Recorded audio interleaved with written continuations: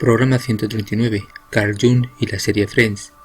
Conocer el rol de la psicología en la industria del entretenimiento es fundamental para comprender las claves y conexiones que utilizaron Martha Kaufman y David Crane para crear y desarrollar la serie Friends 1994-2004, en la cual el uso maestro de la psicología garantizó el éxito del producto televisivo, así que el primer esbozo de esa comedia situación se tituló originalmente Insomnia Café y lo definieron como un programa que va de 6 personas de 20 y tantos años que se relacionan en su cafetería local, un café para insomnes a altas horas de la noche.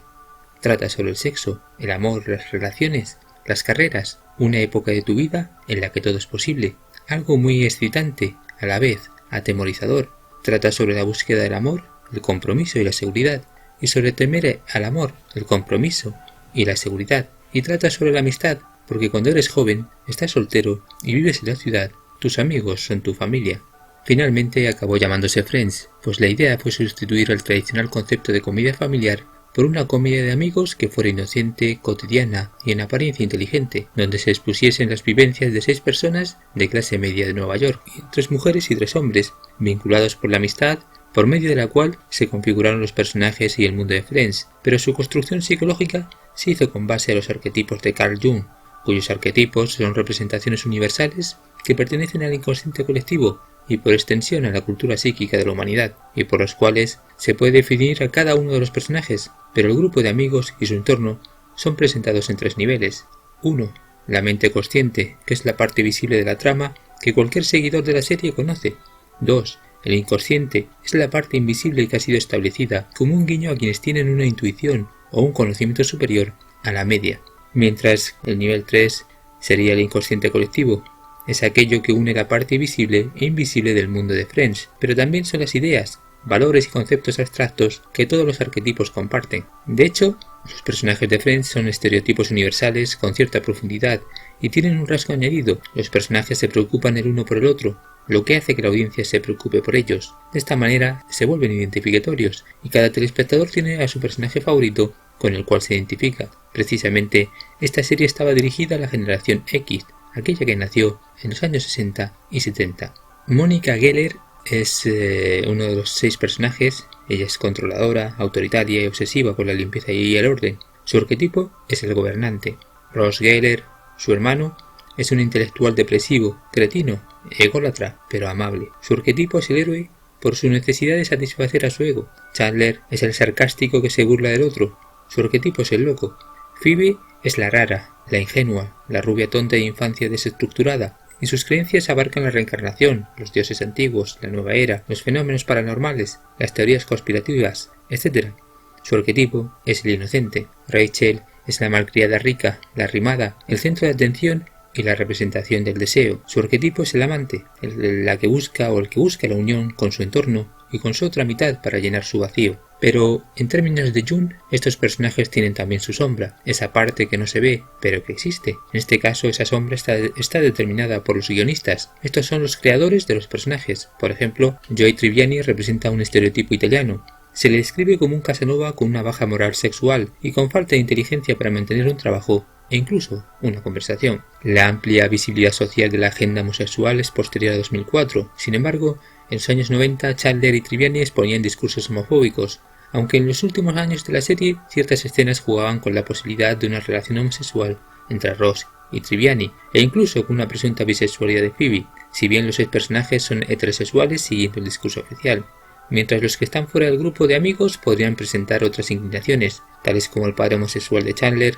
o la exesposa lesbiana de Ross. El grupo de amigos no destacaba por relaciones sexuales que fueran liberales o bohemias, sino más bien caprichosas, enfermizas, efímeras o intermitentes, como es el caso de Rachel y Ross, o bien frustrantes, como es el caso de Chandler, o bien misóginas por parte de Joey, o por temor a no quedarse sola, como es el caso de Mónica. Pero la sombra de sus personajes es la obsesión por encontrar el amor, el egoísmo por no fracasar, o el divorcio reiterado como mecanismo para empezar de nuevo. El círculo de amistad de Friends es una metáfora visual para delimitar y mantener la pureza del grupo como un marcador de privilegio, es decir, el orden del decorado o la distribución del mobiliario, especialmente en la cafetería Central Perk, donde el sofá y asientos centrales configuran el lugar de reunión de los amigos, confirmando una vez más que es un círculo cerrado social y étnicamente, y solo se permitía el acceso circunstancial a las novias de otras razas de Ross, o bien ciertos personajes protagonizados por Brad Pitt, Sean Penn, Tom Selleck o Bruce Willis. Por otro lado, el lenguaje de los personajes superaba las limitaciones de la jerga estadounidense, como representación de los urbanitas de clase media de raza blanca, pero sus expresiones ocultaban intensificadores o capturadores de atención como las palabras realmente, muy o así, es decir, really, very o so. De esta manera, los espectadores se mantenían aferrados a la trama, a la vez que aumentaba la audiencia. Además, se vinculaba sobre todo ese uso reiterado de esas palabras a los personajes femeninos, porque es más fácil captar la atención con las mujeres y es más fácil crear una moda, en este caso lingüística, siguiendo las directrices de Edward Bernays, el sobrino de Sigmund Freud y maestro de la propaganda. Los 6 personajes viven en el barrio residencial Green Village, en un edificio con miras a Manhattan, generándose así una contradicción, porque los personajes estaban desempleados o tenían trabajos precarios o temporales, salvo el caso de Ross. Entonces, ¿cómo es posible que los demás personajes pudiesen costear sus residencias? Incoherencia que los guionistas justificaron, es decir, el piso de Mónica fue un regalo de sus padres, y los demás eran pisos subvencionados o de bajo costo por razones normativas dirigidas para los jóvenes. Por tanto, los guionistas construyen la ficción de Friends como una realidad aproximada de la realidad. Sin embargo, esa realidad acaba implantándose en la realidad de los telespectadores. Por ejemplo, las cafeterías se pusieron de moda para los jóvenes en los años 90. Rachel o Joey fueron el modelo a copiar por los telespectadores, y ya lo dijo Carl Jung, muchas personas mueren como copias mediocres sin nunca haberse desarrollado como una persona única, de manera que la serie Friends oculta su sombra, mostrando una representación edulcorada de la realidad o del atractivo estilo de vida neoyorquino. Sin embargo, la generación X o Jazz, jóvenes aunque sobradamente preparados, como los llamó un spot de Renault, fueron los telespectadores que a día de hoy sobreviven, por lo general sin cumplir sus expectativas profesionales o sociales, gracias a las crisis financieras de la primera mitad del siglo XXI. Por otro lado, cabe prestar atención a las conexiones con la psicología, la psiquiatría y el control mental de MKUltra en la serie Friends. En primer lugar, Rachel Green estudió psicología. Su padre es el Dr. Leonard Green, un cirujano cardiovascular, lo cual conecta todo esto con el doctor y antropólogo Joseph Mengele. Trabajó en el Instituto Kaiser Wilhelm para antropología, genética humana y eugenesia, y finalmente estuvo dirigiendo el servicio médico de los campos de concentración de Auschwitz y Birkenau, donde practicó experimentos genéticos con gemelos. Oficialmente murió ahogado en Brasil. Sin embargo, al igual que otros científicos del proyecto Paperclip, Mengele valía más vivo que muerto, y fue clave en el desarrollo de los programas de control mental en Estados Unidos y México, bajo el nombre falso del Dr. Green. Mónica y Ross Geller tienen el apellido del mentalista Uri Geller, quien se hizo famoso en televisión en los años 70, aquel que doraba aquellas cucharas, y que incluso trabajó para la CIA, el Mossad y otras agencias de inteligencia. De hecho, de los pocos documentos desclasificados de la CIA sobre Uri Geller, se sabe que sus poderes fueron examinados en la operación Stargate, en 1973. Mónica y Chandler adoptaron gemelos y Phoebe y su hermana Úrsula son gemelas. Precisamente las hermanas Buffay son modelos MKUltra, Sex Kitten o gatita sexual.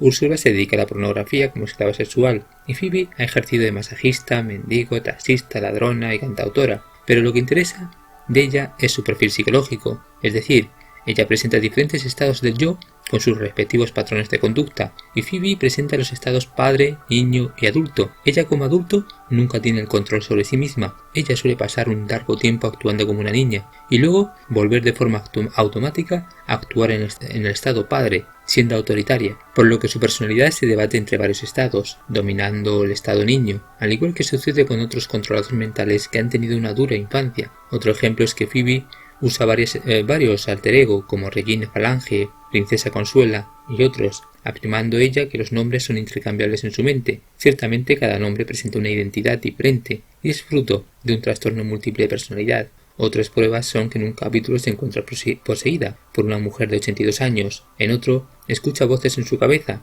en otro se revela su promiscuidad sexual, en otro no tiene reparo alguno en mostrar sus senos, en otro es una madre alquiler que tiene trillizos, en otro es la espiritista que invoca el espíritu de Chandler, quien moría en el final alternativo, pues la idea de los productores era cerrar creando un trauma psicológico en los telespectadores. Fíjense a qué conclusión han llegado ciertos telespectadores que intuyeron la dimensión oculta y el significado psicológico de Friends, cuando declararon que dicha serie es un sueño de un grupo de estudiantes de secundaria que tienen problemas graves. Por otro lado, se dijo que es producto de la imaginación de Phoebe, una indigente Inducida por su adicción a las drogas, mira por la ventana el interior de Central Perk. Recuerden que ella es la perfecta manipulada y MKUltra del grupo. Piensen en ello. Buenas noches.